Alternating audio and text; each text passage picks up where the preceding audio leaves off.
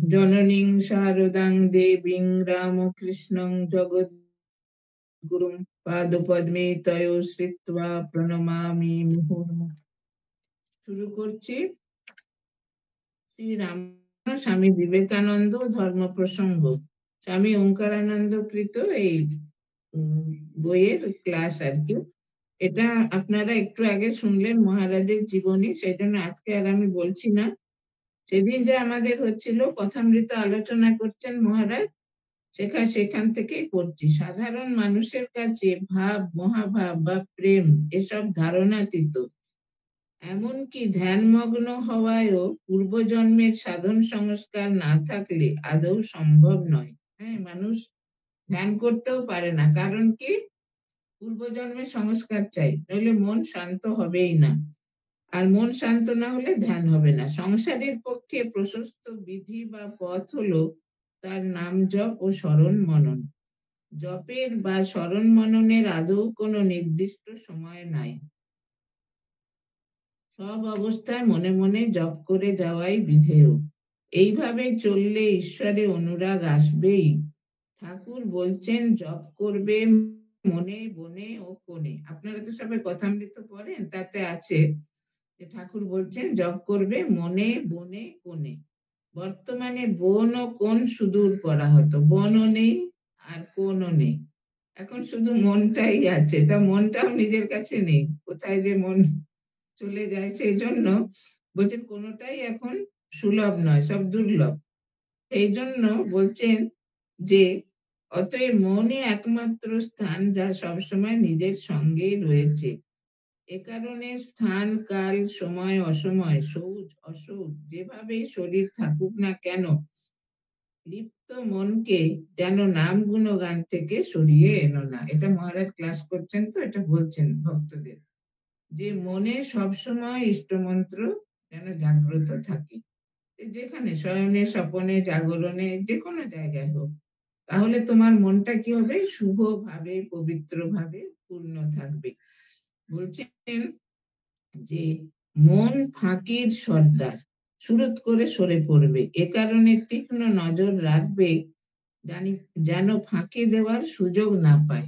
মন ভীষণ চঞ্চল, তো আর ফাঁকি দিতে চায়, মানে কোনো একটা এতে লেগে থাকতে চায় না, বলছে সুরত করে সরে পড়তে চায়। বলছে সেই জন্য লক্ষ্য রাখবে যাতে ফাঁকি দেওয়ার সুযোগ না পায়। মহারাজ একটি সংবাদ দিলেন, কেবল মঠে নয়, রামকৃষ্ণ মঠ মিশনের যেখানে যত প্রতিষ্ঠান আছে এবং যেখানেই পূজার চল আছে, সেখানে নারায়ণ শিলার বদলে প্রতীক হিসাবে শিবলিঙ্গে ভগবানের পূজা অর্চনা হয়। পূজায় ফুল ও বিল্লপত্র অর্পণ করা হয়, কারণ ব্রাহ্মণ শরীর না হলে নারায়ণ শিলায় অর্চনা বিধেয় নয়।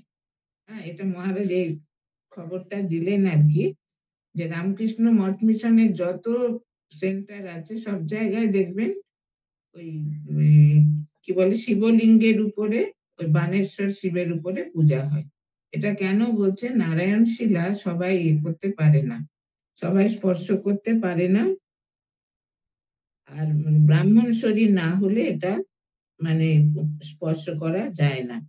সেই জন্য এই কারণ সন্ন্যাসীরা নারায়ণ শিলার বিনিময়ে বানলিঙ্গ শিবের অর্চনা করেন। সন্ন্যাসীর গুরু হচ্ছেন শিব, সেই জন্য সন্ন্যাসীরা সে বানলিঙ্গের উপরে পূজা করেন। শিব হলেন আদি দেবতা। শিবের পূজা যে কেউ যে কোনো পরিবেশে করতে পারে। শ্মশানে নারায়ণ পূজা হয় না, শিব পূজা হয়। হ্যাঁ, শিব হচ্ছেন দেবাদিদেব মহাদেব। শিবের এতে মানে বানলিঙ্গে যে কোনো দেবতার পূজা হয়। সেই জন্য রামকৃষ্ণ মঠ মিশনের সন্ন্যাসীরা ওই বানলিঙ্গেই পূজা করেন, নারায়ণ শিলায় করেন না। দক্ষিণেশ্বরে হাজরা মালা জপ করছেন। ঠাকুর শৌচ সেরে ফেরার পথে দেখতে পেলেন, দেখে মাকে উদ্দেশ্য করে বললেন, মা, এ কি হীন বুদ্ধি, এখানে এসে মালা নিয়ে জপ করছে। যে এখানে আসবে তার একেবারে চৈতন্য হবে। দেখুন ঠাকুর কত বড় আশ্বাস দিয়েছেন আমাদের, যে এখানে আসবে তার একেবারে চৈতন্য, তাকে আর মালা জপ করতে হবে না, ধ্যান করতে হবে না, কিছুই করতে হবে না, সে একেবারে চৈতন্য লাভ করবে।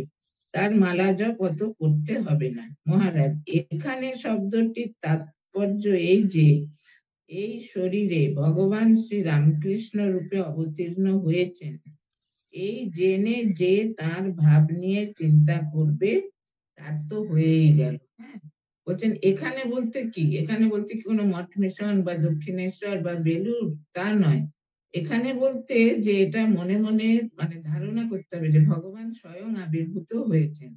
হ্যাঁ, তিনি রামকৃষ্ণ দেবরূপে আবির্ভূত হয়েছেন। আর সেই তার যে ভাব, সে উদার ভাব, মহান ভাব, সেটা আমরা যেন মনে প্রাণে ধারণা করতে পারি, সেটাই হচ্ছে এখানে আসা। নইলে শুধু দীক্ষা নিলেও হবে না, শুধু মালা জপ করলেও হবে না।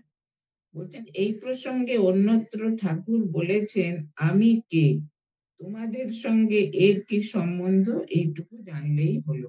ঠাকুর তার অন্তরঙ্গ পার্শ্বদের বলছেন না যে আমি কে। আমি কে মানে তিনি স্বয়ং ভগবান, আর অন্তরঙ্গ পার্শ্বদের সঙ্গে তার কি সম্পর্ক। ভগবানের সঙ্গে ভক্তের যে সম্পর্ক, অন্তরঙ্গ পার্শ্বদের সঙ্গে তার সেই সম্পর্ক। বলছেন এটা জানলেই হলো। অবতার পুরুষকে সকলে চিনতে পারে না, যে যে চিনবে সেই ভাগ্যবান। হ্যাঁ, ঠাকুর যখন এসেছিলেন দেখুন কতজন তো তাকে দেখেছে, কত মানুষ, কিন্তু কজন চিনেছে? খুব কম জনই তাকে চিনতে পেরেছে। সেটাই বলছেন যারা চিনতে পেরেছে তারা হচ্ছে ভাগ্যবান। ঠাকুর অন্য এক জায়গায় মাস্টার মশাই প্রভৃতিকে জিজ্ঞাসা করছেন, আমাকে তোমাদের কি মনে হয়? যদি কেউ বলে আপনি মহাপুরুষ, তাহলে চুপ করে রইলেন। আর যদি কেউ বলে আপনি অবতার ঈশ্বর, অমনি কথার মোড় ফিরিয়ে বলছেন, আচ্ছা আমার হাত কি করে ভালো হবে বলো দেখি। ঠাকুরের হাত ভেঙে গেছিল তো, জানেন তো আপনারা, দক্ষিণেশ্বরে। তাই বলছেন যে ঠাকুর জিজ্ঞেস করতেন সবাইকে, সে কি গৃহী কি সন্ন্যাসী, যে আমাকে কি বলে মনে হয়। তো কেউ যদি বলতো আপনি মহাপুরুষ, ঠাকুর কিছু বলতেন না। আর যদি বলতেন অবতার, তাহলে বলতেন যে আমার হাত কি করে ভাঙলো বলে তো। তার মানে অবতারের কি হাত ভাঙে? ঠাকুর তখনই কথার মোড়টা ঘুরিয়ে দিতেন। তারপর অন্য এক জায়গায় হাজরা যখন বললেন তত্ত্বজ্ঞান, 24 তত্ত্বজ্ঞান, পঞ্চভূত, 6 রিপু, পঞ্চ জ্ঞানেন্দ্রিয়, পঞ্চ কর্মেন্দ্রিয় ও 3 গুণ, এইসব, তখন ঠাকুর বললেন ওসব কি বলছো? তত্ত্বজ্ঞান মানে আত্মজ্ঞান। দেখুন ঠাকুর কত সহজ করে দিয়েছেন ধর্মকে। ধর্মের মর্ম কথা ঠাকুর আমাদের সামনে প্রকাশ করেছেন। বলছেন হাজরা যখন এগুলো বলছে যে চতুর্বিংশতি তত্ত্ব, তারপরে জ্ঞানেন্দ্রিয়, কর্মেন্দ্রিয়, ষড়রিপু, এসব বলছেন, তখন ঠাকুর বলছেন ওসব কি বলছো? তত্ত্বজ্ঞান মানে আত্মজ্ঞান, তৎ মানে পরমাত্মা, ত্বং মানে জীবাত্মা। কি সুন্দর দেখুন, জীবাত্মা পরমাত্মা এক জ্ঞান হলে তবে তত্ত্বজ্ঞান হয়। মানে প্রত্যেক জীবের মধ্যে জীবাত্মা, আর জীবাত্মাকে ধারণ করে আছেন পরমাত্মা। তাহলে জীবাত্মা যখন সে পরমাত্মাকে উপলব্ধি করতে পারেন, তখনই তিনি তত্ত্বজ্ঞান লাভ করবেন। ঠাকুর বলছেন হাজরা বলে ব্রাহ্মণ শরীর না হলে মুক্তি হয় না। আমি বললাম সে কি, সবরই ব্যাধের মেয়ে রুইদাস, যার খাবার সময় ঘন্টা বাজতো, এরা সব শূদ্র, এদের ভক্তির দ্বারাই মুক্তি হয়েছে। হাজরা বলে তবু। দেখুন পুরাণে এসব কাহিনী আছে তো। সবরই ব্যাধের মেয়ে, তিনি একেবারে তত্ত্বজ্ঞান আত্মজ্ঞান লাভ করেছিলেন, তার মুক্তি হয়েছিল। রামচন্দ্রের সামনেই তিনি অগ্নি মানে প্রজ্বলন করে দেহ তাতে আহুতি দিয়েছিলেন। তাই বলছেন। তারপর রুই দাস, তিনি খুব মানে শূদ্র শ্রেণীর ছিলেন, তার খাবার সময় ঘন্টা বাজতো, এবার তিনি খেতে বসছেন। আমি দক্ষিণ দেশে আছে পারিয়া বলে একটা জাত, তারা যখন রাস্তা দিয়ে যাবে ঘন্টা বাজাতে বাজাতে, আগে এটা ছিল, এখন অবশ্য কিছু নেই, সেই ঘন্টা শুনে সবাই সরে যেত। হ্যাঁ, এইরকম ছিল বলছেন। কিন্তু ঠাকুর বলছেন ভক্তি থাকলে সে তার মুক্ত হবেই। তখন হাজরা সেটা শুনে বলছেন তবু। ভক্তি বলতে ঠাকুর কামনা শূন্য অহেতুকী ভক্তির কথা বলেছেন। গোপীদের এই ভক্তি ছিল। ভক্তির যে পূর্ণ পরিণতি মহাভাব, তা ঈশ্বর কোটি ছাড়া কারুর হয় না। ঈশ্বর কোটি মানে চৈতন্যদেব, ঠাকুর, নারদ, সুখদেব এরা সব ঈশ্বর কোটি, শঙ্করাচার্য, বুদ্ধদেব এরা সব ঈশ্বর কোটি। বলছেন যে মানুষের যে ভক্তি বলতে ভক্তির পূর্ণ পরিণতির যে মহাভাব, সেটা ঈশ্বর কোটি ছাড়া জীব কোটির হয় না। বলছেন গোপীদেরও হয়নি, একমাত্র শ্রীমতীর ছিল। মহাভাবে নিজের শরীর জ্ঞান থাকে না। প্রকৃত ভক্তের সকল পুরুষকার, সবল পুরুষকার ও তেজ থাকবে। হ্যাঁ, ভক্ত ঠাকুর বলছেন না, ভক্ত হবি তো বোকা হবি কেন? বোকা কেন হবে? ভক্ত সে বুদ্ধিমান, বুদ্ধিমতী হবে। তাই বলছেন প্রকৃত ভক্ত সবল হবে, পুরুষকার থাকবে, তেজ থাকবে। বৈষ্ণবদের দিনহীন ভাব ও তো মরার লক্ষণ। মহাপ্রভুর চেলাদের এই পুরুষকার ও তেজ ছিল। হ্যাঁ, যারা বৈষ্ণব তারা তো অনেক পরবর্তীকালে, কিন্তু বলছেন যারা মহাপ্রভুর শিষ্য ছিলেন তাদের এই তেজটা ছিল, খুব তারা বীর্যবান ছিলেন। বলছেন তারা যখন কীর্তনে মেতে হুঙ্কার ছাড়তেন, প্রভুর কাছে আসার সময় রাজা প্রতাপরুদ্র তাদের দেখে বলতো, দেখছো ন্যাড়াদের কি তেজ বীর্য দেখছো? হ্যাঁ, যখন তারা চৈতন্যদেবের কাছে আসতেন, ঠাকুরের মানে তার অন্তরঙ্গ এরা কীর্তন করতে করতে, তখন সে হুঙ্কার ছেড়ে আসতেন। তখন রাজা প্রতাপরুদ্র বলতেন, দেখছো ন্যাড়াদের কি তেজ? বর্তমান বৈষ্ণবদের পৌরুষহীনতা, দিনহীনতা, সুখ সম্ভব প্রিয়তা পূর্বোক্ত চিত্রের পাশে বেমানান। ভক্তের সত্যগুণ বর্তমান তমগুণে পরিণত হয়েছে। এটা বৈষ্ণবদের সম্পর্কে বলছেন। প্রকৃত সত্যগুণী অক্লান্ত কর্মী, কিন্তু তার শক্তি অপ্রকাশিত থাকে। যেমন ইলেকট্রিসিটি বা এক্স রে অদৃশ্য থেকেও শক্তি চালনা করে। হ্যাঁ, বলছেন যারা ঠিক ঠিক সত্যগুণী তারা হচ্ছে অক্লান্ত কর্মী, তারা প্রচন্ড কাজ করতে পারেন, কিন্তু তার শক্তি অপ্রকাশিত, খুব নীরবে তারা কাজ করে যান। বলছে যেমন ইলেকট্রিসিটি তো কাজ করছে, কিন্তু আমরা সেটা তো বুঝতে পারি না। যখন আলো জ্বলে তখন ভাবি যে হ্যাঁ ইলেকট্রিক, মানে লাইট সুইচ অন করলাম আলো জ্বললো, অফ করলাম আলো নিভে গেল। এটা অদৃশ্য থেকে সে শক্তি চালনা করে।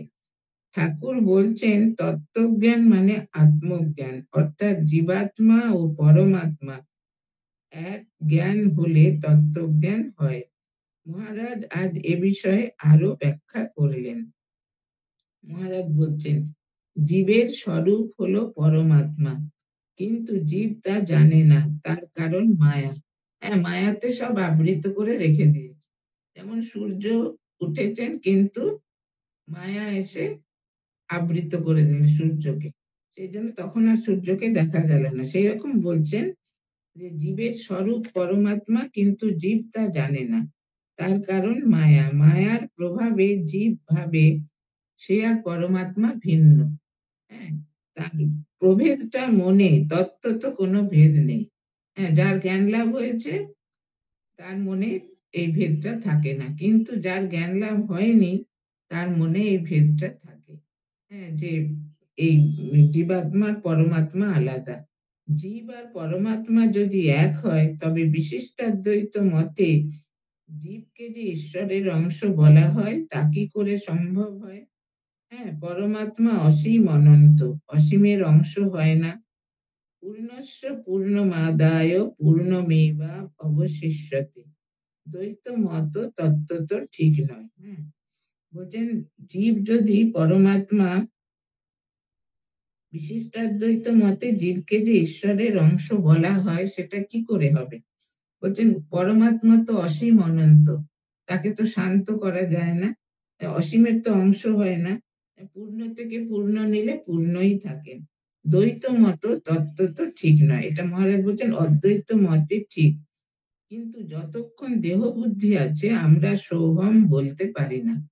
মানে আমি সেই আত্মা, এটা আমরা বলতে পারি না। কারণ কি? আমাদের দেহ বুদ্ধি আছে বলে। সেব্য সেবক ভাব নিয়ে থাকতে হয়, প্রভেদ রাখতে হয়, কিন্তু সেটা তত্ত্ব নয়। সেটা তত্ত্ব নয়। বলতে তত্ত্বের দিক থেকে জীবাত্মা পরমাত্মা এক, কিন্তু এই যে সেব্য সেবক ভাব হলে তখন দুটি ভাব এসে থাকে, দ্বৈত ভাব। বৈষ্ণব শাস্ত্রেও অদ্বৈত তত্ত্ব আছে, কিন্তু বর্তমান গৌড়ী ও বৈষ্ণবরা তা মানতে চান না। শ্রী চৈতন্যদেব রায় রামানন্দের সঙ্গে যখন সাধ্য সাধন তত্ত্বের আলোচনা করছেন, তখন মধুর ভাবের উল্লেখ শুনেও মহাপ্রভু রায় রামানন্দকে বলছেন, ইহ বাহ্য আগে কহ রায়। তখন রায় রামানন্দ স্বরচিত গানটি গেয়ে শোনালেন। কি সেই গানটা? কহিলহি রাগ নয়ন ভঙ্গ ভেল, অনুদিন বারল অবধিনা গেল, নাশ রমন না হাম রমণী, দুহু মন মনোভব পেশল জানি। নাশ রমন না ন হাম রমণী, এই লাইনটিতে অদ্বৈত তত্ত্ব পরিস্ফুট হয়েছে। মহাপ্রভু গান শুনতে শুনতে অধীর হয়ে আর শুনতে না পেরে চুপ চুপ বলে নিজের হাতে রায় রামানন্দের মুখ চেপে ধরলেন। তার মনের ভাব এই হয়েছে, আর নয়, অর্থাৎ তত্ত্বে পৌঁছেছেন। এই তত্ত্বই অদ্বৈত তত্ত্ব। হ্যাঁ, অদ্বৈত তত্ত্ব একদম সর্বশেষ, তারপরে আর কিছু নেই। তাই বলছেন এই যে রায় রামানন্দ যখন এই গানটা করছেন, তখন চৈতন্যদেব তার মুখ চেপে ধরলেন, বলছে আর তুমি করো না, এইটা একদম সর্বশেষ কথা বলা হয়ে গেছে, অদ্বৈত তত্ত্ব, আর কিছু বলতে হবে না। মণিকর্ণিকার ঘাটে শ্রী শ্রী ঠাকুরের হঠাৎ শিব দর্শন হলো। উনি নৌকার ধারে দাঁড়িয়ে সমাধিস্থ হয়ে পড়লেন। দেখলেন জগতের যত গাম্ভীর্য ঘনীভূত হয়ে শিবকে ঘিরে সেই স্থানকে থমথমে করে রেখেছে। আপনারা জানেন তো যে কাশিতে মানে মৃত্যু হলে সেখানে মুক্তি হয়। সেটা কি করে মুক্তি হয়? ঠাকুরের সেই দর্শনটা হয়েছিল যে মণিকর্ণিকার ঘাটে ঠাকুর দেখলেন সেই মহাদেব দাঁড়িয়ে আছেন গম্ভীর ভাবে, আর শিব তার মাঝখানে নির্বিকার স্বরূপ দাঁড়িয়ে আছেন। প্রথমে দেখলেন দূরে দাঁড়িয়ে আছেন, তারপর ঠাকুরের কাছে এসে তার ভিতরে মিলিয়ে গেলেন। হঠাৎ এই শব্দটি বড় তাৎপর্যপূর্ণ। হ্যাঁ, ঠাকুর দেখলেন শিবজি দাঁড়িয়ে আছেন একটু দূরে, খুব গম্ভীর সার তিনি আছেন বলে চারিদিকে পরিবেশটা খুব গাম্ভীর্যপূর্ণ। কিন্তু কিছুক্ষণ পরে হঠাৎ ঠাকুরের কাছে এসে তার শরীরে মিলে গেলেন। বলছেন এই মহারাজ বলছেন হঠাৎ এই শব্দটি বড় তাৎপর্যপূর্ণ। কেন? আমরা যদি কোনো বিষয় বা মূর্তি আগে থেকে চিন্তা করে থাকি, চিন্তা করতে করতে সেটা আমাদের মনে উদয় হওয়া স্বাভাবিক। কোনো জিনিস আমরা চিন্তা করছি, কোনো বিষয় চিন্তা করতে করতে সেটা মনে এসে গেল, সেটা ওই চিন্তা ফল প্রসূত। কিন্তু এখানে হঠাৎ শব্দটির অর্থ হচ্ছে ঠাকুরের মনে আগে থেকে শিবের কোনো চিন্তা ছিল না।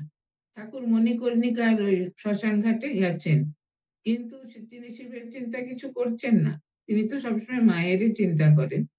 বলছেন তিনি শিবের কোনো চিন্তা ছিল না। অতএব এই হঠাৎ দর্শনটা কল্পনা প্রসূত নয়, সত্যই মণিকর্ণিকার ঘাটে শিব আগে থেকেই বর্তমান আছেন। এবং আমরা যেমন যেতে যেতে পূর্ব হতে বর্তমান বাড়ি ঘর গাছপালা দেখতে পাই, ঠাকুরও নৌকায় যেতে যেতে ঠিক সেইভাবে শিবকে দেখতে পেলেন। মানে শিব ওখানে উপস্থিত ছিলেনই, সবসময় উপস্থিত থাকেন। সেই জন্য ঠাকুর, আমরা যেমন নৌকা বা ট্রেনে করে গেলে দুপাশে গাছপালা পাহাড় পর্বত দেখি, ঠাকুরও সেই রকম। আমাদের তো অত দৃষ্টি স্বচ্ছ নয়, বা আমাদের মন অত শুদ্ধ পবিত্র নয়। ঠাকুর তো সাক্ষাৎ ভগবান। ঠাকুর দেখলেন মহাদেব দাঁড়িয়ে আছেন, শিব দাঁড়িয়ে আছেন। সেই জন্য বলছেন কি, ঠাকুরের এই হঠাৎ শিব দর্শনে তীর্থ মাহাত্ম্যই প্রমাণিত হলো। শিব তার মধ্যে বিলীন হওয়াতে প্রমাণিত হলো কি, যে তিনি শিব। হ্যাঁ, শিব ঠাকুরই শিব, এটা প্রমাণিত হলো। তারপর কথা উঠলো স্বাধীন ইচ্ছা বলে কিছু আছে কিনা। ছোট নরেন জিজ্ঞাসা করলেন ঠাকুরকে। উত্তরে ঠাকুর বললেন, আমি কে, খোঁজো দেখি। হ্যাঁ, ছোট নরেন যখন প্রশ্ন করেছেন ঠাকুরকে যে স্বাধীন ইচ্ছা বলে কি কিছু আছে, তখন ঠাকুর বলছেন, আমি কে, খোঁজো দেখি। আমি খুঁজতে খুঁজতে তিনি বেরিয়ে পড়বেন। আমি যন্ত্র, তুমি যন্ত্রী। চীনের পুতুল চিঠি হাতে করে দোকানে যায়, শুনেছ? ঈশ্বর কর্তা, আপনাকে অকর্তা জেনে কর্তার ন্যায় কাজ করবে। দেখুন, এটা ঠাকুর বলে দিলেন যে স্বাধীন ইচ্ছা বলে কিছু নেই, অর্থাৎ আমাদের কোনো স্বাধীন ইচ্ছা নেই। ঈশ্বর হচ্ছেন কর্তা, তারই সব স্বাধীন ইচ্ছা। আমাদের যেমনটি করাবেন আমাদের তেমনটি করতে হবে। মহারাজ বললেন, এই প্রসঙ্গে এটাও মনে রাখবেন, পাশ্চাত্য দর্শনে ফ্রি উইলের সপক্ষে অনেক যুক্তি বাক্য আছে। এ কারণ বর্তমান পাশ্চাত্য দর্শনে শিক্ষিত অনেকে সেটা মানেন, কিন্তু ভারতীয় দর্শনে অদ্বৈত মতে এক ব্রহ্ম ছাড়া দ্বিতীয় কিছু নেই। দেখুন, এটা মহারাজ তো অনেক পাশ্চাত্য দর্শন পড়েছেন, তাই বলছেন পাশ্চাত্য দর্শনে অনেক ফ্রি উইলের কথা আছে, কিন্তু ভারতীয় দর্শনে শেষ হচ্ছে অদ্বৈত বেদান্ত মত। বলছেন ব্রহ্মই শক্তি রূপে লীলা করে জীব জগতে এবং চতুর্বিংশতি তত্ত্ব হয়েছেন। যেখানে আমার আমিত্ব নেই সেখানে আমার স্বাধীন ইচ্ছা থাকা কিভাবে সম্ভব? হ্যাঁ, শুধু তো ব্রহ্মই আছেন। ব্রহ্ম সত্য, জগৎ মিথ্যা, এটাই তো অদ্বৈত বেদান্তের সার কথা। তাই বলতেন যেখানে আমারই আমিত্ব নেই সেখানে আমার স্বাধীন ইচ্ছা কি করে থাকবে? সব তার ইচ্ছা। কিন্তু যতক্ষণ আমি বোধ আছে ততক্ষণ বোধ হয় স্বাধীন ইচ্ছাও আছে। আর যতক্ষণ পাপ পুণ্য জ্ঞান আছে ততক্ষণ স্বাধীন ইচ্ছার জ্ঞান না থাকলে মানুষ ধর্মপথে চলবে না, স্বেচ্ছাচারী হবে। হ্যাঁ, বলছেন কিন্তু যতক্ষণ আমি বোধ আছে, মানে শরীর সম্পর্কে জ্ঞান আছে, জগৎ সম্পর্কে জ্ঞান আছে, ততক্ষণ মানুষের স্বাধীন ইচ্ছাও আছে। আর যতক্ষণ পাপ পুণ্য জ্ঞান আছে ততক্ষণ স্বাধীন ইচ্ছার জ্ঞান না থাকলে মানুষ ধর্মপথে চলবে না, স্বেচ্ছাচারী হবে, যা মনে হবে তাই করবে। বলরাম বাবুর বাড়িতে ঠাকুর এসেছেন ও রাত্রি যাপন করেছেন। ভোরে উঠে ঠাকুরদের নাম করছেন, কৃষ্ণ, গোবিন্দ, নারায়ণ, জগন্নাথ, এইসব নাম করছেন, তাদের কাছে আরতি জানাচ্ছেন। আবার বলছেন আলেখ নিরঞ্জন। দেখুন, সবকিছুই বলছেন ঠাকুর। মহারাজ, একটি সন্ন্যাসী সম্প্রদায়, এই যে আলেখ নিরঞ্জন, এরা কোমরে কম্বলের দড়ি বাঁধেন, হাতে করোয়া নিয়ে মাধুকরী করেন, কিন্তু মুখে ভিক্ষা চান না। গৃহস্থের বাড়ির সামনে দ্বারের কাছে গিয়ে ভিক্ষা পাত্র নিয়ে ঘুরতে থাকেন, কারণ তারা কখনো এক স্থানে দাঁড়িয়ে থাকেন না। এই অবস্থায় যা মেলে তাই রান্না করে খান।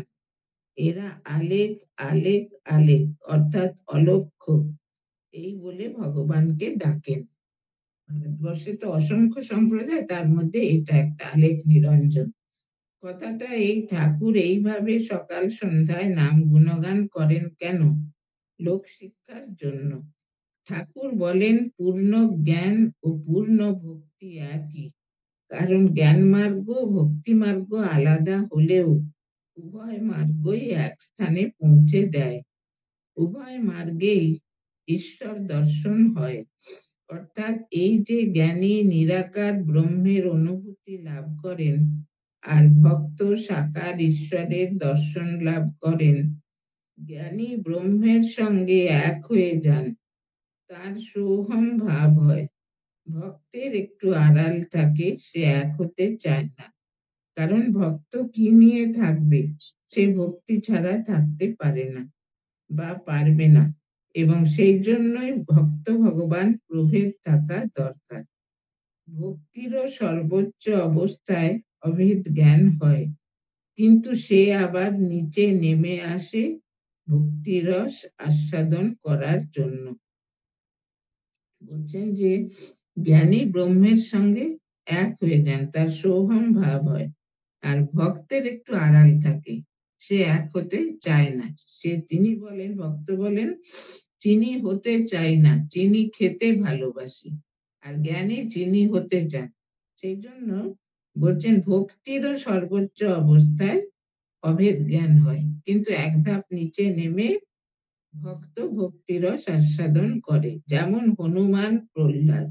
এরা কখনো সোহম অবস্থায় থাকেন, আবার কখনো দাসোহম বা আমি তোমার দাস এইভাবে থাকেন। দেহ বুদ্ধি যতক্ষণ থাকে, আমি জ্ঞান ততক্ষণ থাকে, ততক্ষণ সোহম ভাব হয় না। ভক্তের মতো থাকাই ভালো। হ্যাঁ, ঠাকুর এটা বলছেন যে ভক্তিযোগ যুগ ধর্ম। হ্যাঁ, ভক্তিযোগে থাকলে ভক্ত সহজে ভগবানকে উপলব্ধি করতে পারে। ঠাকুর এও বলেন, জ্ঞান আর ভক্তি একই জিনিস। একটি হচ্ছে জল, আরেকটি জলের খানিকটা চাপ। জ্ঞানীর দেহ জ্ঞান থাকে না, ভক্তেরও সর্বোচ্চ অবস্থায় থাকে না। ভগবানের সুখের কাছে নিজের দেহ জ্ঞান ও সুখ তুচ্ছ বোধ হয়। ঠাকুর মাস্টার মশাইকে জিজ্ঞাসা করলেন, আচ্ছা, লোক এখানে আসে কিসের টানে, আর এর মানে কি? ঠাকুর নিজেই উত্তর দিলেন, ঈশ্বরের আকর্ষণ। কি জানো, মা এই রূপে ভেলকি লাগিয়ে দেন আর আকর্ষণ হয়। ঠাকুর বলছেন মাস্টার মশাইকে যে এখানে যে এত লোক আসে, এটার মানে কি? তারপর নিজেই বলছেন যে কি জানো, ঈশ্বরের আকর্ষণ, ভেলকি লাগিয়ে দেন। বলছেন, তারপর বলছেন কেশব সেনের কাছেও কত লোক আসে, কত লোক তাকে গণে মানে। তার কারণ গীতায় ভগবান কৃষ্ণচন্দ্র বলছেন, যাকে অনেকে গণে মানে সেখানে ঈশ্বরের বিশেষ শক্তি বর্তমান। এই শক্তির আকর্ষণ। তাই মহারাজ বলছেন যে শক্তির আকর্ষণে সবাই আসে। মহারাজ, ঈশ্বরের প্রতি আকর্ষণ কাম গন্ধহীন। বৃন্দাবনের গোপীদের শ্রীকৃষ্ণের প্রতি এই টান ছিল। তাদের প্রেমে কাম গন্ধ ছিল না, দেহ জ্ঞান ছিল না। গোপীদের প্রেম সমর্থা, অহেতুকী। নিজের কোনো সুখ চায় না, শ্রীকৃষ্ণের সুখেই তারা সুখী। দেখুন গোপীরা কিভাবে মানে ভগবানকে ভালোবাসতেন, সেটাই বলতেন। তাদের হচ্ছে অহেতুকী ভক্তি। নিজেদের কোনো সুখ তারা চান না, শুধু ভগবানকে ভালোবেসেই তাদের আনন্দ। ঠাকুর বলছেন, আমি যার যা ভাব সেই ভাব রক্ষা করি। বৈষ্ণবকে বৈষ্ণব ভাব রাখতে বলি, শৈবকে শৈব ভাব, শাক্তকে শাক্ত ভাব। কিন্তু বলি সকলকে, কেউ যেন একথা মুখে এনো না যে আমার পথই একমাত্র সত্য, আর সব মিথ্যা। যার যা রুচি, যার যা পেটে সয়, মা তাকে তাই রেঁধে দেন। মা মাছ রেঁধেছেন, কারুর জন্য মাছের পোলাও, কারুর জন্য ভাজা, কারুর জন্য মাছের ঝাল। কিন্তু যার পেট খারাপ তার জন্য মাছের ঝোল। দেখুন কি সুন্দর ঠাকুর উদাহরণ দিচ্ছেন মহারাজ। এইখানেই ঠাকুরের বিশেষত্ব। যত মত তত পথ। মতুয়ার বুদ্ধি ভালো নয়। মতুয়ার বুদ্ধি মানে আমার ধর্মটাই ঠিক আর সবারটা ভুল, এটা হচ্ছে মতুয়ার বুদ্ধি। অন্যান্য ধর্মে একই পথ, একই মত। মুসলমান বলেন মোহাম্মদই একমাত্র অবতার, তাকে না মানলে আল্লাহ ত্রাণ করেন না। এইরকম হিন্দুদের মধ্যেও বৈষ্ণব, শৈব, শাক্ত, জৈন, বৌদ্ধ প্রভৃতি ধর্মপন্থীরা স্ব মতকেই বড় করেন এবং অপর মতাবলম্বী সম্প্রদায় সকলের সঙ্গে বিবাদ করেন। বলছেন এইরকম হিন্দুদের মধ্যেও আছে।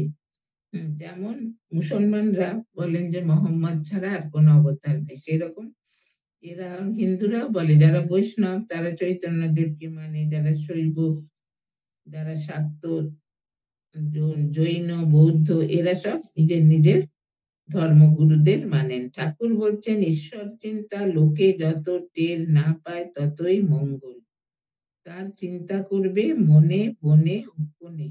নিজের ভাব নিজের মধ্যে গোপন রাখতে হয়।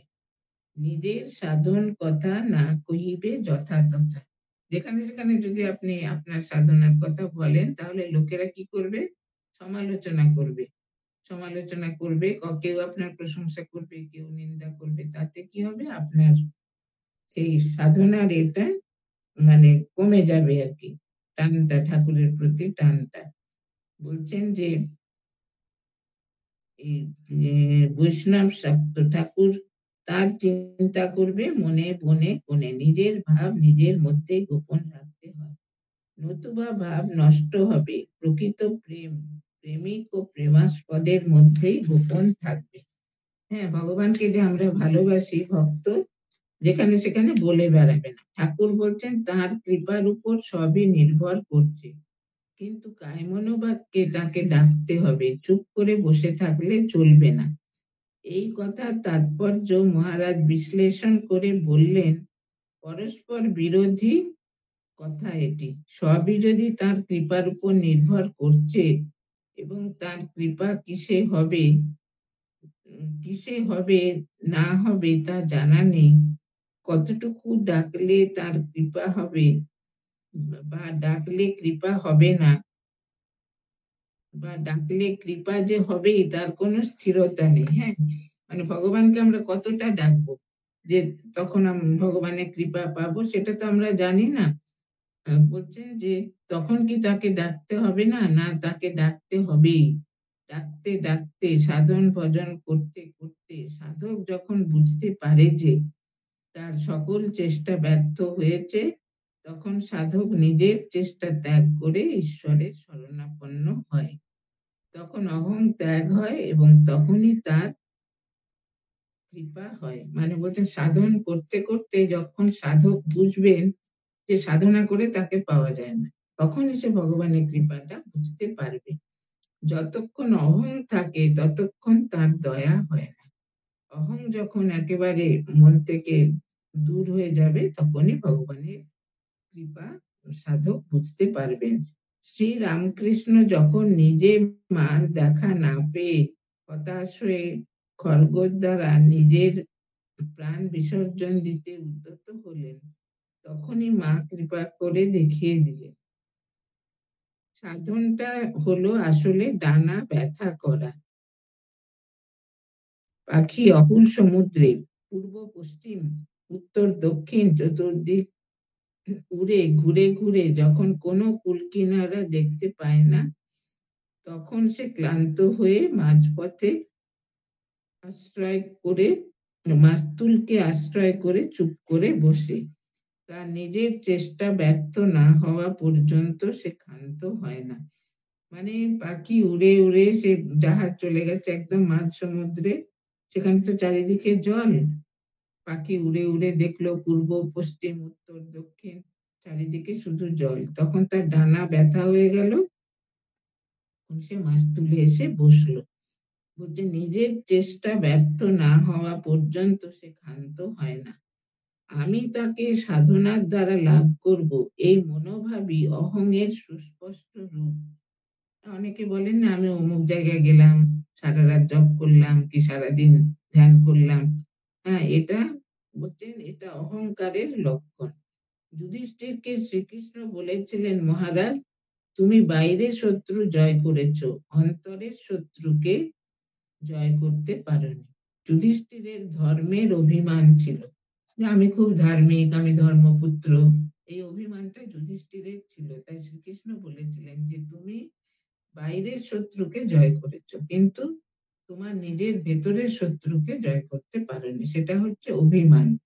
আর এটা যুধিষ্ঠির সে বকরূপী ধর্মের যে প্রশ্নের উত্তর দিয়েছিলেন তাতে বলেছেন যে কে জগৎ জয় করেছে, যে নিজেকে জয় করেছে। যুদ্ধে তো অনেক মানুষকে আমরা এই গুলি গোলা বন্দুক দিয়ে মানে বধ করতে পারি, কিন্তু নিজের যে ভেতরে যে অহংকার কামনা বাসনা রয়েছে সেগুলোকে দমন করা, সেগুলোকে পরাস্ত করাই হচ্ছে আসল। তাই জন্য বলছে নিজেকে তুমি জয় করতে পারোনি। কেন? যুধিষ্ঠিরের ধর্মের অভিমান ছিল। সাধন ভজন করলেও তার মধ্যে অহং ঢুকবে, ভাব এই আমি সব করছি, এই অহং যাওয়া খুবই কঠিন। অহং না গেলে ভগবত কৃপা হবে না। দেখুন পরিষ্কার বলে দিচ্ছেন মহারাজ, অহংকার না গেলে, ওই জন্য একটা কথা আছে না, আমি মলে ঘুচিবে জঞ্জাল। আমি মানে অহংকারটা, অহংকার যখন একেবারে নিঃশেষে দূর হবে তখনই ভগবত কৃপা আমরা উপলব্ধি করতে পারবো। এজন্য চাই নির্বাসনা সহ শরণাগতি। নির্বাসনা সহ মানে মনে কোনো বাসনা থাকবে না, সেই অবস্থায় শরণাগতি, ভগবানের পাদ পদ্মে আত্মনিবেদন। নির্বাসনা সহ শরণাগতি, এটা যদি কেউ সাধন করতে পারেন তিনি ভগবানের কৃপাটা উপলব্ধি করবেন। ঠাকুর নিজের অলৌকিক দর্শনের কথা বলছেন। ঈশ্বর দর্শন, তার সাথে কথা মায়া দর্শন, ভক্তবৃন্দের আসবার আগে তাদের দর্শন, কেশব সেনকে ভাবাবেশে দর্শন, অখণ্ড সচ্চিদানন্দ দর্শন ইত্যাদি, এগুলো ঠাকুরের সব হয়েছিল। এগুলো তিনি বলছেন। ঠাকুর মহিমাচরণকে এই কথা বলছেন। আপনি বললেন সাধন করলে এরকম হয়, তা নয়। নিজের শরীর দেখিয়ে বললেন এতে কিছু বিশেষ আছে। মহারাজ, এই বিশেষটি হচ্ছে আদ্যা শক্তি। আদ্যা শক্তিরই অবতার। অবতারের জ্ঞান পূর্ব থেকেই আছে, তবে মনুষ্য শরীর ধারণ করলে বাড়লে তা আবৃত থাকে। বয়োবৃদ্ধির সঙ্গে সঙ্গে পূর্ণ জ্ঞানের উন্মেষ হয়। হ্যাঁ, ঠাকুর মহিমাচরণকে বলেছিলেন যে, মহিমাচরণ বলেছিলেন যে সাধন করলেই সকলে মানে ঈশ্বরত্ব লাভ করতে পারে। ঠাকুর বলছেন না, সাধন করে ঈশ্বরত্ব লাভ করা যায় না। জীব জীবই থাকে, ঈশ্বর হতে পারে না। তবে ঈশ্বর সম্পর্কে ধারণা করতে পারে। তাই জন্য ঠাকুর নিজের শরীর দেখিয়ে বলছেন যে এতে কিছু বিশেষ আছে। সে বিশেষটা কি? মহারাজ বলছেন এটা হচ্ছে আদ্যা শক্তি। আদ্যা শক্তিরই অবতার। অবতারের জ্ঞান পূর্ব থেকেই আছে। বলছেন যে যখন তিনি মনুষ্য শরীর ধারণ করেন তখনও তার সেই জ্ঞান থাকে, কিন্তু বাড়লে সেটা একটু কম আবৃত থাকে। যখন বয়স বাড়তে থাকে তখন সেটা পূর্ণ জ্ঞানের উন্মেষ হয়। শাস্ত্রে কি আছে মা সব দেখিয়ে দিয়েছেন। মা হচ্ছেন অনন্ত জ্ঞানের ভান্ডার, বিশুদ্ধ জ্ঞান যে সেখান থেকেই পাওয়া যায়। তাই ঠাকুরের জ্ঞানে কোনো ভুল বা গোঁজামিল নেই। কেন বলুন তো? মা সাক্ষাৎ ঠাকুরকে, ঠাকুর বলছেন না জ্ঞানের রাস ঠেলে দিয়েছেন মা ভবতারিণী। তাই বলছেন ঠাকুর মাকে, মা ভবতারিণী ঠাকুরকে রাস ঠেলে দিয়েছেন, সেই জন্য সেখানে কোনো গোঁজামিল নেই। মহামায়ার মায়া যে কি মা তাকে দেখালেন। যেন মস্ত দিঘির জল সব পানায় ঢাকা, হাওয়াতে পানা একটু সরে গেল, অমনি জল দেখা গেল। কিন্তু দেখতে দেখতে চারিদিকের পানা নাচতে নাচতে এসে আবার ঢেকে ফেললে। দেখালেন এই জল যেন সচ্চিদানন্দ আর পানা যেন মায়া। হ্যাঁ, মায়া দিয়ে সচ্চিদানন্দকে ঢেকে রেখেছে। মায়ার দরুন সচ্চিদানন্দকে দেখা যায় না। যদি একবার চকিতের জন্য দেখা যায় তো মায়া আবার ঢেকে ফেলে। মায়ার এত শক্তি। মায়া দুটো শক্তি, একটা বিদ্যা শক্তি, একটা অবিদ্যা শক্তি। ঠাকুর বলছেন বিদ্যা শক্তির থেকে অবিদ্যা শক্তির জোরটা বেশি। যে দেখো না, কোটি কোটি লোককে ঘাড়ে ধরে সংসার করাচ্ছে, সবাই জানে যে তার মধ্যে ভগবান, সর্বভূতে ভগবান, কিন্তু সেটা মনে থাকে না। সেটা মনে থাকে না কেন? এর মায়ার প্রভাবে। অবিদ্যা মায়া তাকে জোর করে সংসারে সে নাকে দড়ি দিয়ে ঘোরাচ্ছে। যতদূর ঘোরানো যায় সেরকম তিনি করছেন। তাই বলছেন এই পুকুরে পানা দিয়ে ঠাকুর সেই উদাহরণটা দিলেন। মায়ার দরুন সচ্চিদানন্দকে দেখা যায় না। যদি একবার চকিতের জন্য দেখা যায় তো মায়া আবার ঢেকে ফেলে। একটুখানি দেখলো আবার ঢেকে ফেলল। এই দৃষ্টান্তে কত সহজে মায়ার আবরণী ও বিক্ষেপ শক্তি বোঝা গেল। আমি সমগ্র দর্শন শাস্ত্র ঘেঁটে দেখেছি, এমন দৃষ্টান্ত কোথাও নেই। অথচ এটা যে কত সত্য এবং শাস্ত্রসম্মত কথা তা বুঝতে হলে বহু শাস্ত্র আলোচনার দরকার। মহারাজ তো খুব পণ্ডিত ছিলেন, খুব বিদ্যোৎসাহী ছিলেন। বলছেন আমি অনেক বই পড়েছি দর্শন শাস্ত্র, কিন্তু কোথাও এত সহজে এই মায়ার এই বর্ণনাটা আমি পাইনি। বলছেন যে এই রকম কিরূপ লোক এখানে আসবে, আসবার আগে মা দেখিয়ে দেন। এইসব ঘটনা থেকে বোঝা যায় যে অবতারের লীলার জন্য সব ছক তৈরি আছে, আর পরপর সময় মতো ঘটে যায়। শেষে ঠাকুর বললেন, তাই ভাবি এর মধ্যে মা স্বয়ং ভক্ত হয়ে লীলা করছেন। মানে ঠাকুরের শরীরকে অবলম্বন করে মা ভবতারিণী ভক্ত হয়ে লীলা করছেন। অবতারীরা যখন লীলা করেন নিজেরই একটা প্রতিরূপের সঙ্গে তা করেন, নতুবা তার সঙ্গে লীলা করবার সমকক্ষ দ্বিতীয় কেউ নেই। হ্যাঁ, মানে লীলা যে করবেন তার সমকক্ষ তো কেউ নেই, তিনি তো একম এবার দ্বিতীয় অদ্বিতীয়। সেই জন্য বলছে নিজের সঙ্গেই যেন লীলা করেন, তিনি কখনো ভক্ত রূপে কখনো ভগবান রূপে লীলা করেন। মায়ের কাছেই তিনি সবকিছু জানতে চান, কারণ একমাত্র তিনিই সব জানাতে পারেন। যখন ইন্দ্রাদি দেবতারা ব্রহ্মের শক্তি দেখেও তাকে চিনতে পারলেন না, তখন উমা আদ্যাশক্তি দেবতাদের চিনিয়ে দিলেন যে ইনিই ব্রহ্ম। এটা কেন উপনিষদে এই ঘটনা আছে, আপনারা জানেন সেটা। বলছেন উমা তিনি হৈমবতী রূপে তিনি চিনিয়ে দিলেন যে সেই ব্রহ্ম, ইনিই ব্রহ্ম। ছেলে বাবাকে চেনে না, মা তাকে বলে দেয়, সে তাই বিশ্বাস করে ও বাপের কাছে যায়। ঠাকুর শেষে বলছেন, আচ্ছা এই ব্যারাম মানে ক্যান্সার হয়েছে কেন, এর মানে আছে যারা শুদ্ধ ভক্ত তারাই থাকবে, আর যারা সকাম তারা ব্যারাম দেখে সরে পড়বে। ঠিক ঠিক ভক্তকে মানে পৃথক করার জন্য ঠাকুরের এই ব্যাধি গ্রহণ। বলছেন এর মানে আছে যে যারা ঠিক ঠিক ভক্ত শুদ্ধ ভক্ত তারাই থাকবে, আর যারা ঠিক ঠিক ভক্ত নয় তারা বলবে উনি যদি অবতার তো ওনার আবার অসুখ কেন, তাহলে উনি অবতার নন, এই বলে তারা সরে যাবে চলে যাবে। এই জন্য বলছেন এই অসুখ। বলছেন মহারাজ অবতার মনুষ্য দেহ ধারণ করলেও যে অসুখে ভুগবে এটা এসব ভক্ত ভাবতেও পারে না। তারা বলে অবতারের আবার অসুখ কি, মনুষ্য দেহ ধারণ করলে দেহের স্বধর্ম পালন করতে হবে, এই কথাটা তাদের ধারণায় আসে না। হ্যাঁ, বলছেন মানব দেহ ধারণ করলে দেহের যা স্বধর্ম সেটা গ্রহণ করতে হবে। সে রোগ শোক, হ্যাঁ, আনন্দ বেদনা সুখ দুঃখ সবকিছু আদি ব্যাধি সবকিছু গ্রহণ করতে হবে। বলছেন এটা তারা বুঝতে পারে না। বলছেন শ্রীকৃষ্ণ ব্যাধির তীরে দেহত্যাগ করলেন, শ্রী চৈতন্য সমুদ্রে ঝাঁপ দিলেন ও শরীর ছাড়লেন, বুদ্ধদেব জরা ও রোগগ্রস্ত হয়ে দেহত্যাগ করলেন। একথা ছাড়া ঠাকুরের পূর্বোক্ত উক্তি থেকে স্পষ্টই জানা যাচ্ছে যে তার ব্যারাম ভক্তদের যাচাই করার জন্য।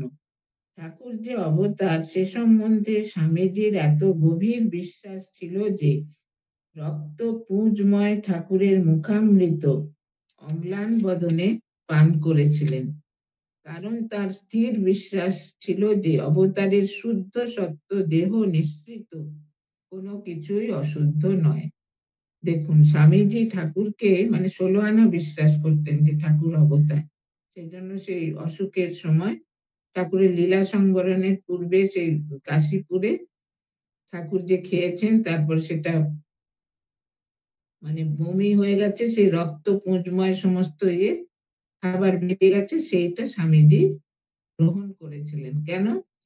তিনি দেখালেন যে অবতার তো শুদ্ধ সত্য স্বরূপ, তার দেহের কোনো কিছুই অশুদ্ধ নয়। আজকের কথামৃত পাঠের বিষয় এরপরে হচ্ছে আর একটা শুরু হবে আর কি, আর একটু দেরি করে শুরু হয়েছে তো। বলছেন যে আজকের কথামৃত পাঠের বিষয় বস্তু যমলার্জুন উপাখ্যান। বালক শ্রীকৃষ্ণ উদুখলের চাপে বৃক্ষ দুটি ভেঙে ফেললেন। বালকের টানের চোটে উদুখলে এত জোর পড়লো যে যার শক্তির চাপে জোড়া গাছ ভেঙে পড়লো। এটা আপনারা ভাগবতে তো পড়েছেন, সেই একটা জোড়া গাছ ছিল সেটাকে শ্রীকৃষ্ণ ভেঙেছিলেন। সে খুব মানে শিশু বয়সে শৈশবে, মহারাজ, এই যে শক্তি, এই বিষয়টার প্রতি বিশেষভাবে লক্ষ্য করুন। তার এইরূপ শক্তি প্রয়োগ প্রায় প্রতিদিন কিছু না কিছু ভাবে ঘটতে দেখা যায়। তা থেকে আমাদের এইটি মনে রাখতে হবে যে শ্রীকৃষ্ণ শুধু বংশীধারী সত্যগুণী পুরুষ ছিলেন না, রজগুণও পূর্ণ মাত্রায় তাতে বিদ্যমান। হ্যাঁ, মানে ভগবানের মধ্যে সব গুণের, সত্যগুণেরও পূর্ণ মাত্রা থাকে, রজগুণও থাকে, সেটারই প্রকাশ আমরা দেখতে পাই এই যমলার্জুন উপাখ্যানের মধ্যে। এই শক্তির লীলাই তার প্রকৃষ্ট প্রমাণ। অথচ বাংলার গোস্বামী পাদরা তাঁর এই রজগুণাবলী আদৌ নিলেন না। সত্যগুণের নামে তামসিকতায় গেলেন ডুবে, এবং এর ফল এই হলো যে দেশের লোকের কাছে এই ভাব প্রচারের ফলে দেশকে একেবারে বীর্যহীন করে ফেললেন। হ্যাঁ, বলছেন যারা পরবর্তীকালে এই যে শ্রীকৃষ্ণের এই বীরত্বের ভাবটা এরা মানে বৈষ্ণবরা গ্রহণ করেনি, সেই জন্য সারা দেশে এই দেশটা একেবারে দুর্বল হয়ে গেল। স্বামীজির প্রধান কাজ হলো দেশকে এই ঘোর তামসিকতা থেকে বাঁচানো। তাই বললেন চাই রজগুণ। ঠাকুর মাস্টার মশাইকে জিজ্ঞাসা করছেন, আচ্ছা রোগ কেন হলো? ওই যে গলায় ক্যান্সার, এটা ঠাকুর মাস্টার মশাইকে জিজ্ঞেস করছেন, রোগ কেন হলো? নিজেই উত্তর দিলেন, পঞ্চভূতের ফাঁদে ব্রহ্ম পড়ে কাঁদে। হ্যাঁ, পঞ্চভূত এমনই যে সে ব্রহ্মকেও সে কাঁদিয়ে ছাড়ে। হ্যাঁ, ব্রহ্ম সেখানে এলে তাকেও কাঁদতে হবে, মানে রোগ শোক এসব নেই। বলছেন যে মহারাজ, অনেকেই এই কথার অর্থ এইভাবে করেন যে অবতার যখন মানুষ হয়ে আসেন, তিনি মানুষেরই মতো মায়ার ফাঁদে বদ্ধ হন। কিন্তু অন্যত্র ঠাকুর নিজেই বলেছেন যে ইচ্ছা করলেই অবতার এই বন্ধন ত্যাগ করতে পারেন। এইখানে অবতারের বৈশিষ্ট্য, জীবের সঙ্গে প্রভেদ। মানে জীব হচ্ছে মায়ার অধীন, আর অবতার হচ্ছেন মায়ার অধীশ্বর। হ্যাঁ, সেই জন্য অবতার কখনো এই মায়ার বন্ধনে পড়েন না। বলছেন যে অবতারের পূর্ণ জ্ঞান থাকে যে তিনি সেই অনন্ত রূপ, যেমন ইচ্ছা করে মানব দেহ ধারণ করেছেন, তেমনি ইচ্ছা করলে সেই দেহ ত্যাগ করতে পারেন। তাদের সমস্ত কিছু ইচ্ছার উপর নির্ভর করে। যখন ইচ্ছা দেহ ধারণ করবেন, যতদিন ইচ্ছা লীলা করবেন, আবার যখন ইচ্ছা লীলা সংবরণ করবেন। বলছেন সামান্য জীব তা পারে না, এদের দেহ ধারণও স্বেচ্ছাকৃত নয়, দেহ ত্যাগও স্বেচ্ছায় নয়। হ্যাঁ, সাধারণ জীব কিন্তু দেহ ধারণও স্বেচ্ছায় করতে পারে না, আবার দেহ ত্যাগও স্বেচ্ছায় করতে পারে না, সে মায়ার অধীন। হ্যাঁ, ভগবান হচ্ছেন মায়ার অধীশ্বর, ভগবান মায়ার বন্ধনে কোনোদিন পড়েন না। সেই জন্য বলছেন যে জীব আর মানে শিব ভগবানের মধ্যে অনেক পার্থক্য। এদের দেহ ধারণও স্বেচ্ছাকৃত নয়, দেহ ত্যাগও স্বেচ্ছায় নয়, আর পূর্ণ জ্ঞানও থাকে না। প্রশ্ন, অবতার হয়ে অনন্ত কি শান্ত হন? অনন্তের কি শান্ত হওয়া সম্ভব? এটা যারা ছিলেন আর কি ক্লাসে, ওরা প্রশ্ন করতেন। তখন মহারাজ বলছেন, যদি অনন্তের ধারণা দেশকালের মধ্যে সীমাবদ্ধ করা যায় তাহলে এটা সম্ভব মনে হয়। যেমন অনন্ত আকাশ, কিন্তু ঘটের মধ্যে সীমিত যে আকাশ, ঘটাকাশ, তা শান্ত। কিন্তু ঈশ্বরকে যখন অনন্ত বলি, তিনি দেশকালের অতীত, সেখানে ঘট উপাধি মাত্র। এখানে বলছেন ঘট ভেঙে গেলে অনন্তই থাকে, উপাধির প্রকৃত অস্তিত্ব নেই। মানে ঘটের অস্তিত্ব নেই, যা কিছু আছে আমাদের মনে। উপাধি কথাটার বিশেষ সংজ্ঞা না জানা থাকলে এই ব্যাখ্যার মর্ম উপলব্ধি হবে না। এই সংজ্ঞা মানলে সিদ্ধান্ত হলো যে অনন্ত কখনো শান্ত হতে পারে না। অতএব অবতার দৃশ্যত শান্ত মনুষ্য দেহ ধারণ করলেও তার সত্তা ও জ্ঞান অনন্ত, তিনি সেই সচ্চিদানন্দই থাকেন। অবতার দেহ ধারণ করলেও তিনি সচ্চিদানন্দই থাকেন। সেই অনন্তকে সম্পূর্ণ জানা আমাদের পক্ষে সম্ভব নয়। তাই ঠাকুর নিজেই বলছেন, অনন্তকে ঢুকাতে যাও কেন? গঙ্গা হরিদ্বার থেকে সাগর অবধি, হ্যাঁ, মা গঙ্গা প্রবাহিত হচ্ছেন সেই হরিদ্বার থেকে সাগর পর্যন্ত, গঙ্গাসাগর পর্যন্ত। গঙ্গাকে দর্শন ও স্পর্শ করার দরকার হলে সবটাই দর্শন বা স্পর্শ দরকার হয় না। তেমনি আমাদের ঈশ্বরের একটু অনুভূতি নিয়ে কথা। তার অনন্ত রূপ বা তত্ত্ব জানার কি দরকার? ঈশ্বরের উপলব্ধি করার কথা আমাদের। আমরা অতি ক্ষুদ্র আধার। আমরা সে কত, তিনি কত অনন্ত, তার কত মহিমা, সেটা তো আমাদের জানার দরকার নেই।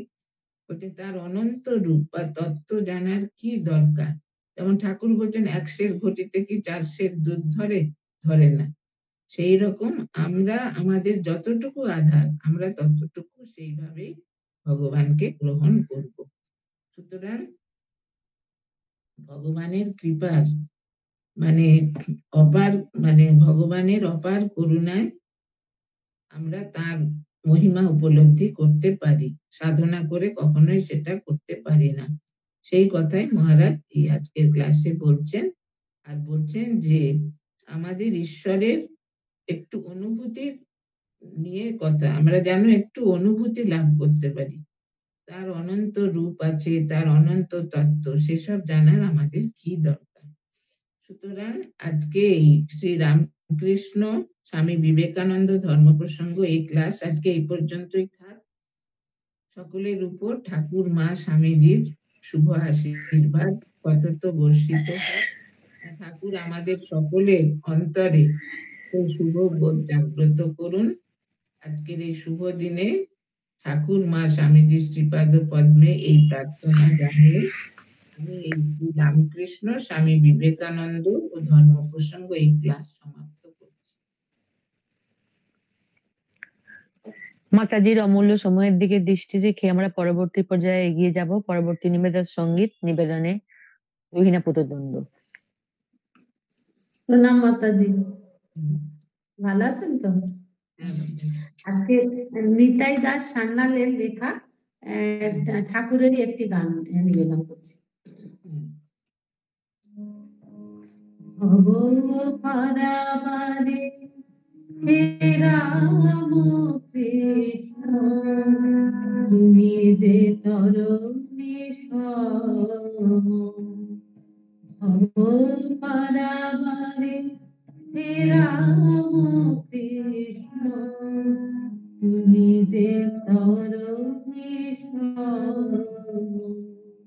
তুমি দীননাথ, তুমি মোর প্রিয়, তুমি দীননাথ, তুমি মোর প্রিয়, তুমি যে দেবতাম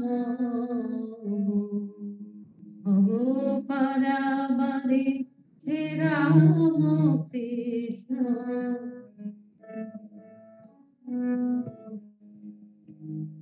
যুগে যুগে ঘোর সংসারে তুমি যে ঠাকুর আসো বারে বারে। যুগে যুগে ঘোর সংসারে তুমি যে ঠাকুর আসো বারে বারে। ধরণীর দুঃখ যন্ত্রণা সহি, ধরণীর দুঃখ যন্ত্রণা সহি, লয়েছ জনম মরণ। ভব পারাবারে হে রাম কৃষ্ণ।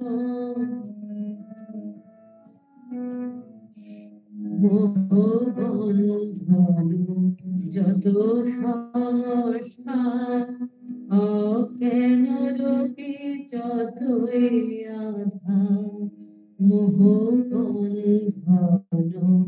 যত সংস্কার অজ্ঞান রূপী যতই আধার, আলো তুমি সেথা আলো পারাবার, আলো তুমি সেথা আলো পারাবার, হে প্রভু বিশ্ব পালন। এসো